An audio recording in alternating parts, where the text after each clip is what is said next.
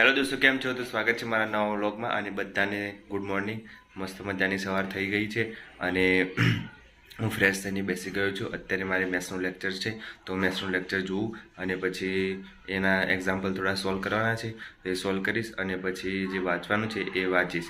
તો અત્યારે ઘરે જ વાંચીશ, કેમ કે 10 થી 12 લેક્ચર હોય છે, એટલે એ જોઈ લઉં અને પછી 1 કે 2 વાગે લાઇબ્રેરી જઈશ અને પછી સાંજે પાછો આવીશ. તો ફટાફટ મારો લેક્ચર ચાલુ થાય છે તો ચાલુ કરી દઉં.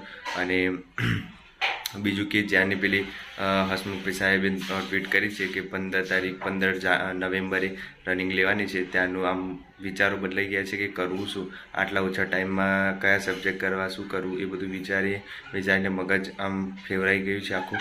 એટલે વિચારું છું કે કંઈક સરખું ટાઈમ ટેબલ બનાવું અને કયા સબ્જેક્ટો ફટાફટ થઈ જાય અને કયા ના થાય એ રીતનું એનાલિસિસ કરું અને પછી ખબર પડે શું કરું શું નહીં. તો વ્લોગમાં બન્યા રહેજો, એની ગાઈડન્સ હું તમને આપતો રહીશ. તો દોસ્તો, ફાઇનલી મારું મેથ્સનું લેક્ચર પૂરું થઈ ગયું છે અને થોડા એક્ઝામ્પલ ગણવાના છે, તો એ ગણી લઉં ફટાફટ અને પછી હું જમી અને પછી લાઇબ્રેરી જાઉં. મારું જે બીજું વાંચવાનું છે, જિયોગ્રાફી સબ્જેક્ટ છે, એ વાંચવાનું છે, તો એ વાંચીશ અને પછી મારું ફટાફટ આજનું રૂટિન છે એ ફોલો કરીશ. આજના એક્ઝામ્પલ આવી રીતે બધા સોલ્વ કરે, જેટલા બી હતા એ બધા અડધા આમાં કરે છે આટલા, અને નવા ચોપડામાં કરે છે આમાં. જે રીતે બધા અલગ અલગ છે એ સોલ્વ કરી દીધા છે એક્ઝામ્પલ. એટલે આજે જે ચલાવ્યું એનું એક્ઝામ્પલ સોલ્વ કરી દીધા છે બધા ફટાફટ. તો દોસ્તો, બપોરે મેં 2 ચેપ્ટર કર્યા જિયોગ્રાફીમાં, જે ભૂગોળ છે, ભારતની ભૂગોળ, એમાંથી 2 ચેપ્ટર કર્યા છે. તમને બતાવી દઉં, મારી જોડે આ બુક છે યુવાની, તો એમાંથી કર્યા છે 2 ચેપ્ટર. તો વાંધો નથી આવે, હવે ધીરે ધીરે પૂરા થઈ જશે. એટલે મારે હવે રિવિઝન જે કરવાનું છે એ જ કરું છું ફટાફટ. એટલે 2 ચેપ્ટર કર્યા છે અને મેથ્સના થોડા એક્ઝામ્પલ સોલ્વ કર્યા અને રિવિઝન કર્યું ફરીથી. એટલે જેટલું બી મેથ્સમાં ચાલ્યું તે બધું રિવિઝન કર્યું અને નવા 2 ચેપ્ટર કર્યા છે. તો કરંટ અફેર હવે થોડું કરી દઉં અત્યારે, કેમ કે કરંટ અફેર જોડે જોડે કરવું ખૂબ જરૂરી છે. તો મેં આઈસી જે પીડીએફ છે આઈસી એની મેં ટેલિગ્રામ પર અપલોડ કરી દીધી છે, એમાંથી જ કરંટ અફેર કરવાનું છે. અને પછી મંથલી જે મેગઝીન આવે છે યુવાની, એ લાવી દઈશ, તો એમાંથી કરી દઈશ. હમણાં તો નથી લાવ્યો, પણ એક સાથે લાવી દઈશ, એટલે વારંવાર જવું ના પડે. ઇન્કમ ટેક્સ જવું પડે છે લેવા, એટલે થોડું દૂર પડી જાય છે. એટલે પછી આપણે આ ફટાફટ પીડીએફમાંથી જે જોવાનું છે જોઈ લો ફટાફટ. અને પછી મારું જે આજનું ટોપિક છે, 3 સબ્જેક્ટ કરવાના છે, કરંટ અફેર, જિયોગ્રાફી અને મેથ્સ. આ 3 સબ્જેક્ટ જોડે જોડે લઉં છું, કેમ કે એક્ઝામ ડિસેમ્બરમાં જ લેવાશે, કેમ કે એસટીઆઈની એક્ઝામ પણ ડિસેમ્બરમાં છે. જો એસટીઆઈની એક્ઝામ 8 કાં તો 15માં લેવાય તો 22 કાં તો 29 તારીખે પીએસઆઈની એક્ઝામ હશે. એટલે ધ્યાન રાખવાનું કે જો એસટીઆઈની પાછળ આવી એક્ઝામ તો પીએસઆઈની પહેલાં આવશે, અને એસટીઆઈની પહેલાં આવી તો પીએસઆઈની પછી આવશે. એ બંનેમાંથી ધ્યાન રાખવાનું કે પહેલાં કઈ એક્ઝામ આવે છે. જો એસટીઆઈના કોલ લેટર આવી જાય તો આપણને અંદાજ આવી જાય કે પીએસઆઈની થોડી 1 વીક પછી હશે, એટલે 22 તારીખે હશે કાં તો 29 તારીખે હશે. એટલે એક્ઝામ બહુ નજીક આવી ગઈ છે એવું લાગે છે. હવે 1.5 મહિના જેવું છે, તો ફટાફટ આપણે જે સિલેબસ છે કવર કરી લઈએ. અને મારે બીજા 2 સબ્જેક્ટ બાકી છે એ સાથે સાથે પૂરા કરી લઈશ, એટલે વાંધો નહીં આવે મારે. એટલે આ રીતનું તમે હું તો કરું છું મારું, અને તમે પણ તૈયારી સારી કરો અને મહેનત કરો, પાસ થઈ જાઓ. આ વખતે છેલ્લી ભરતી છે, એ સમજીને મહેનત કરો. સવાર સાંજ કરી દો, 1 કરી દો. 8 કલાક વાંચતા હોય તો 8 ના 10, 12 કલાક, 14 કલાક કરી દો. એટલે જે 1 મહિનો છે એનો 2 મહિનો કેવી રીતે કરવા, તો રાત દિવસ મહેનત કરવાથી 2 મહિના થઈ જશે. બીજું કંઈ કારણ નથી. મહેનત આ વખતે કરવાની છે, પછી આવતા વર્ષે ભરતી પડે ના પડે નક્કી કશું જ નથી. એટલે આ વખતે જે પડી એ પડી. 12,000નો સ્લોટ છે, એટલે આરામથી પાસ થઈ જાય. એટલે મહેનત વધારી દેજો. પછી પેપર સેટ આવે અને પ્રેક્ટિસ કરી દેવાની. કયો સબ્જેક્ટ વીક છે એ જોઈ લેવાનો. આપણે જેટલા પ્રશ્નો શેમાં વધારે ખોટા પડે છે તો આપણે ખબર પડી જાય કે આપણે હિસ્ટ્રી સબ્જેક્ટ નથી આવડતો, એના પાછળ મચી જવાનું. જે સબ્જેક્ટ ના આવડતો એને મહેનત કરવાની, અને જે આવડે છે એનું રિવિઝન કરવાનું. એટલે બેનિફિટ એ રહે કે જે આવડે છે એ ભૂલી ના જવાય, અને જે નથી આવડતું શીખવા મળે, અને એના માર્ક્સ કવર થઈ જાય. જો એક સબ્જેક્ટ સ્કીપ કરશો તો તમે એક્ઝામની બહાર થઈ જશો, પીડીએફમાં નામ નહીં આવે. એટલે બને ત્યાં સુધી બધા સબ્જેક્ટ કરવાના, જેથી કરીને જેમ કે 25 માર્ક્સનું કોઈ બી એક સબ્જેક્ટ છે ઇતિહાસ, તો ઇતિહાસ 25 માર્ક્સનું કર્યું સબ્જેક્ટ છે, એમાંથી તમે ઇતિહાસ કરેલો છે તો એમાંથી તમને 10-20 માર્ક્સનું આવડશે. ભૂગોળ કર્યો હશે તો એમાંથી 10-20 માર્કનું આવડશે, કરંટ અફેર કર્યો છે તો 10-20 આવશે. એમ કરીને બધામાંથી થોડા માર્ક્સ આવતા આપણે જે ક્રાઇટેરિયા છે 40% એના ઉપર જતા રહીએ આરામથી. એટલે બધા સબ્જેક્ટ કરશો એમાંથી આપણને એવું નથી કે ઇતિહાસ એટલું પાક્કું કરી દીધો છે બીજા નહીં કરે તો ચાલ, તો 25માંથી 25 ક્યારેય નહીં આવડે. હું કહું છું, મને ખબર છે અને એક્સપિરિયન્સ છે મને, એટલે કહું છું કે આપણે જે સબ્જેક્ટ કકરાટ કર્યો છે એમાંથી બધા સાચા પડવાની કોઈ શંકા નથી. એટલે બધા સબ્જેક્ટમાંથી થોડા ગણવાના, અડધા ગણવાના. 25 માર્કનું છે તો એમાં 15-20 માર્ક્સ આવશે એવું આશા રાખવાની, 25માંથી 25 આવશે એવું આશા નહીં રાખવાના. એટલે પછી મહેનત કરતું રહેવાનું એવી રીતના, એટલે પાસ થઈ જવાય. અને ટેસ્ટ હાલતું રહેવાનું, ટેસ્ટમાંથી તમને ખબર પડે કયો સબ્જેક્ટ વીક છે તો એ કરી લેવાનું અને બાકી બધું રિવિઝન કરવાનું. બરાબર, એ રીતની સ્ટ્રેટેજી છે. જો પેપર સેટ આવશે હવે થોડાક 1 મહિના પછી, એક્ઝામની ડેટ જાહેર થશે પછી, તો હું તમને સજેશન કરી કે કયા પેપર સેટ લાવવાના, કેવી રીતે પ્રેક્ટિસ કરવાની, એ બધું હું પણ કરું છું પ્રેક્ટિસ, એટલે તમે પણ કરજો. મારી જોડે અત્યારે જીપીએસની બુક છે, એમાં જે ડીવાયએસઓ, એસટીઆઈની એક્ઝામ અને પીઆઈની આ 3 ક્લાસ સુપર ક્લાસની લીધી હોય એમાંથી જેટલા બી એક્ઝામમાં જે હાર્ડ પેપર લાગતું હોય એ પ્રમાણે વિધાનવાળા જેટલા બી પેપર હોય એ બધા અત્યારે સોલ્વ કરું છું. એટલે તમે પણ જો તમારી જોડે પડ્યા હોય તો કરી જો, ના તો ઓનલાઈન ડાઉનલોડ કરી અને પણ તમે કરી શકો છો. બરાબર, તો અત્યારે જીપીએસસીની બુક છે એમાંથી કરું છું. એટલે ડીવાયએસઓ, એસટીઆઈ અને પીઆઈ આ 3ના કરું છું. એટલે એમાંથી કવર થઈ જાય છે અને જે વીક પોઈન્ટ છે એ કવર કરી લઉં છું. મને થોડું હિસ્ટ્રી છે એ થોડું ઓછું ભાવે છે, કેમ કે હિસ્ટ્રીમાં થોડું પ્રોબ્લેમ થાય એવું છે, કેમ કે વિધાનવાળા ક્વેશ્ચન આવી જાય તો જે કોન્સેપ્ટ ક્લિયર કરેલો હોય એ યાદ રહેતો નથી. બાકી બધું ઓથેન્ટિક બધું યાદ છે 1 લાઇનરવાળું, પણ જે અંદર જે ડીપમાં આવે એ થોડું કાઠું પડે છે. એટલે ધીરે ધીરે કવર થઈ જશે. હિસ્ટ્રી કોઈ ખાસ સબ્જેક્ટ નથી, એટલે થઈ જશે 2-3 વાર વાંચે એટલે. બીજું રિવિઝન જ કરવાનું છે, બીજું કંઈ કરવાનું નથી. તો અત્યારે મારે કરંટ અફેર વાંચવાનું છે તો હું જમીને કરંટ અફેર વાંચીશ. બરાબર, ત્યાં સુધી બ્લોગમાં બન્યા રહેજો. તો દોસ્તો, ફ્રેશ થઈને હું બેસી ગયો છું, જમી લીધું છે મેં, અને કરંટ અફેર મારે મોબાઈલમાંથી જ વાંચવાનું હતું તો મોબાઈલમાંથી કરી દીધું છે 1 વીકનું. એટલે ફટાફટ કરંટ અફેર થઈ ગયું છે મારે, એટલે વાંધો નથી. અને હવે ધીરે ધીરે કરંટ અફેર પછી મેથ્સ રીઝનિંગ અને જે સબ્જેક્ટ છે જે જોડે લેવાનો છે રિવિઝન માટે એ ભૂગોળ છે તો ભૂગોળ કરું છું.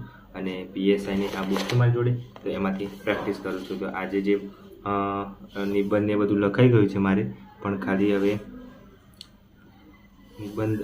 ખાલી હવે મારે બાકી રહ્યું છે કે ગદ્ય સમીક્ષા. ગદ્ય તો આપણે ફકરામાંથી જોઈને જવાબ આપવાના છે એ છે, અને સંક્ષેપીકરણ 1/3 છે એ પણ આપણે એક્ઝામમાં જોઈને જ કરવાનું છે. એટલે એ તો ખાલી પ્રેક્ટિસ કરી દેશે તો હવે વાંધો નહીં, પણ નિબંધ અને પત્રલેખન 2 પ્રેક્ટિસ કરવાની છે, અને એક અહેવાલ લેખન એને પ્રેક્ટિસ કરવાની છે. તો કાલે મેં 3-3ની પ્રેક્ટિસ કરી દીધી છે, આજે કંઈ કરવાની જરૂર નથી. અને પણ એનું હવે એવું કરવાનું છે કે આજે 10 ટોપિક છે, જેમાં 7 ગુજરાતીના અને 3 અંગ્રેજીના, તો 3 કલાક આપીશ એમાં લખવા માટે. અને એ પેપર 2 માટે દરરોજના 3 કલાક હું લખવામાં આપીશ. કાલથી એવું ચાલુ કરવાનું છું કે 3 કલાક આ પેપર 2 માટે આપવાના, એટલે 3 કલાક આન્સર રાઇટિંગની પ્રેક્ટિસ કરીશ. એમાં બધું આવી જાય, પત્ર, નિબંધ, અહેવાલ લેખન, સંક્ષેપીકરણ, ગદ્ય, પદ્ય અને પેસિવ રાઇટિંગ, કોમ્પોઝિશન્સ અને ટ્રાન્સલેટ, આ 10 ટોપિક આવી જશે એટલે વાંધો નથી. બરાબર, અને અત્યારે મારે આ જિયોગ્રાફીના 2 ચેપ્ટર છે એ રિવિઝન કરવાના છે તો કરી દો. અને બીજું તો એક્ઝામ નજીક આવી છે એટલે થોડું પ્લાનિંગ ચેન્જ કરી દેવાનું છે. બરાબર, અને કાલે રનિંગ કરવા જવાનું છે, અને કાલે હું વિચારું છું કે 5 કિલોમીટર પૂરું કરું. ટાઈમિંગમાં નહીં, ખાલી નોર્મલ 5 કિલોમીટર પૂરું કરું, કેમ કે આપણે રસ્તામાં દોડતા હોય એટલે વધારે સ્પીડ ના કરે, કેમ કે વધારે સ્પીડ કરીએ તો આપણે જે ઇન્જરી થવાના ચાન્સીસ છે એ વધી જાય. એટલે રોડ ઉપર તમે રનિંગ કરતા હોય તો ક્યારે સ્પીડ ના કરતા. અમુકને પ્રેક્ટિસ હોય તો વાંધો નહીં, પણ અમુકને પ્રેક્ટિસ ના હોય તો રોડ ઉપર કોઈ દિવસ સ્પીડ નહીં મારવાની. અને બને ત્યાં સુધી જે આપણા બૂટ હોય એ સારા યુઝ કરવાના, એનાથી તમને પગમાં પ્રોબ્લેમ નહીં થાય, નહીં તો સિક પેન થશે તો લોચા પડી જશે. પછી 2-3 દિવસ ગેપ પડી જાય, પછી પાછું રનિંગ ચાલુ કરવાનું, આ તે એમાં બહુ પ્રોબ્લેમ થાય છે, મને ખબર છે. એટલે બને ત્યાં સુધી શૂઝ સારા વાપરવાના અને નોર્મલ જ રનિંગ કરવાનું. પ્રેક્ટિસ કરવી હોય તો ગ્રાઉન્ડમાં જઈને જ પ્રેક્ટિસ કરવાની, એટલે વાંધો નહીં આવે. બરાબર, તો અત્યારે મારે જે જિયોગ્રાફી સબ્જેક્ટ છે એ રિવિઝન કરવાનું છે. ફટાફટ રિવિઝન કરી લો અને પછી સૂઈ જવું પહેલાં. અને 4 વાગ્યાનો અલાર્મ મૂક્યું છે તો 4-4:15 વાગે હું રનિંગ કરવા નીકળી જાઉં છું. અને ધીરે ધીરે પછી કાલે 5 કિલોમીટર પૂરું કરું, પછી ટાઈમિંગમાં લાવું ધીરે 30 મિનિટ થતી હોય તો 28, પછી ધીમે 26 કરું, પછી 25 કરું, ધીમે 24 મિનિટમાં પૂરું કરશું. અહીંયા તમે પ્રેક્ટિસ કરશો ત્યારે તમે 23-24માં પૂરું કરશો તો જ તમારે ત્યાં 25 મિનિટમાં 5 કિલોમીટર પૂરું થશે, બાકી નહીં થાય. જો તમે અહીંયા 25 મિનિટ લેશો તો ત્યાં 1 મિનિટ વધી જશે મારા ખ્યાલે. એટલે મને ખબર છે કે કઈ ભરતીમાં મારે 22 છેલ્લે મેં 21 મિનિટમાં પૂરું કર્યું હતું, ત્યારે મારે ત્યાં 21.5 મિનિટમાં પૂરું થયું હતું, એટલું મને યાદ છે. તો એવી રીતે તમે બને ત્યાં સુધી 23-24માં પૂરું કરો 5 કિલોમીટર, તો જ ત્યાં તમારે 25 મિનિટમાં 5 કિલોમીટર આરામથી પૂરું થશે. તો મારો જે આ જિયોગ્રાફી સબ્જેક્ટ છે એ ફટાફટ હું રિવિઝન કરી લઉં અને પછી સૂઈ જાઉં, બરાબર.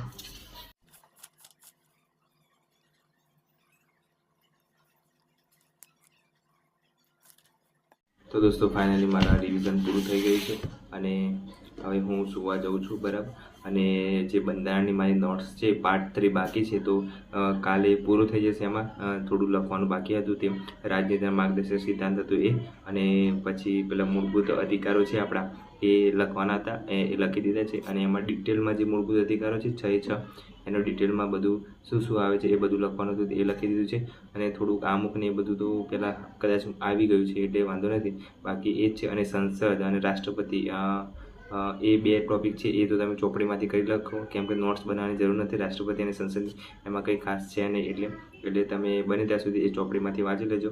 બાકી જે નોટ્સમાં મેં જે લખ્યું છે એટલું તમે ટોપિકમાં કરશો તો તમારી કોન્સ્ટેબલમાં આરામથી પાસ થઈ જાય, PSIમાં પણ પાસ થઈ જવાશે. એટલે બને ત્યાં સુધી તમે નોટ્સ યુઝ કરો અને તમારી જે બુક છે એ યુઝ કરશો તો બેનિફિટ રહેશે અને તમે સરળતાથી એક્ઝામ પાસ કરી દેશો. જે નોટ્સ છે એમાં મેં જે શોર્ટકટ ટ્રીક છે એ લખેલી છે એમાં, એટલે શોર્ટકટ કેવી રીતે યાદ રાખવાનું, જેમ કે અનુચ્છેદ કેવી રીતે યાદ રાખવાના, પછી ઘણી અલગ જે જોગવાઈઓ થયેલી છે એ કઈ રીતે યાદ રાખવાની, પછી જે સુધારા થયા છે 42મો સુધારો, 74મો સુધારો, એ કેવી રીતે યાદ રાખવાનું, એ રીતના છે. તો એ રીતનું મેં નોટ્સમાં લખેલું છે, તો તમે ટેલિગ્રામમાં જઈને જોઈન કરી લેજો. જે નવા હોય, જૂનાને તો ખબર જ છે, પણ નવા જે હોય એમને ખબર ના હોય તો ટેલિગ્રામમાં મેં અપલોડ કરી દીધું છે બધું. કરંટ અફેર છે, પછી કલ્ચરની જેટલી બી PDF છે બધી અંદર અપલોડ કરી દીધી છે, જૂના પેપરો છે એ બધા અપલોડ કરેલા છે, એટલે એ બધું જોઈ લેવું, બરાબર. અને રોજની જે માહિતી આપતી હોય ભરતીને રિલેટેડ એ બધી એમાં નાખતો રહું છું.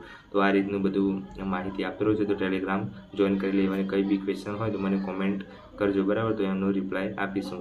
એટલે અને જો તમે મને સપોર્ટ કરશો તો હું આગળ આવી રીતે માહિતી તમને શેર કરતો રહીશ.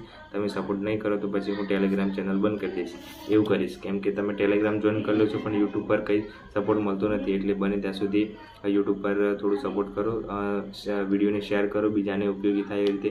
અને કઈ કોમેન્ટ હોય તો કોમેન્ટ બી કરો તો મને ખબર પડે, અને સપોર્ટ કરતા રહો. કેમ કે હું તમને આટલી હેલ્પ કરું છું તો તમારે મને હેલ્પ કરવી જરૂરી છે. એટલે સબસ્ક્રાઈબ કરજો, ચેનલ જોઈને જતા રહો છો. સબસ્ક્રાઈબ કરવામાં શું જાય છે, તમારે પૈસા તો આપવા પડતા નથી. એટલે ચેનલને સબસ્ક્રાઈબ કરજો, શેર કરજો, અને ટેલિગ્રામ જોઈન ના કરો જોઈન કરી લેજો. અને ટેલિગ્રામ જોઈન કરો તો યુટ્યુબ પર પણ સબસ્ક્રાઈબ કરી દેજો. તો ટેલિગ્રામ જોઈન કરી લો છો પણ યુટ્યુબ પર નથી જોતી, કેમ કે તમને ખબર જ છે કે ટેલિગ્રામમાં ડાયરેક્ટ મળી જશે. યુટ્યુબ પર ખોટું શું જોવું, એના કરતાં ટેલિગ્રામ જોઈન કરી લો. પણ એવું ના કરો, થોડું મને પણ સપોર્ટ કરો, એટલે પછી આપણે આગળ જે માહિતી મળતી હોય એ તમને શેર કરતું રહીશ. એટલે સપોર્ટ કરતા રહ્યો અને મળીએ નવા બ્લોગમાં. Bye bye, take care.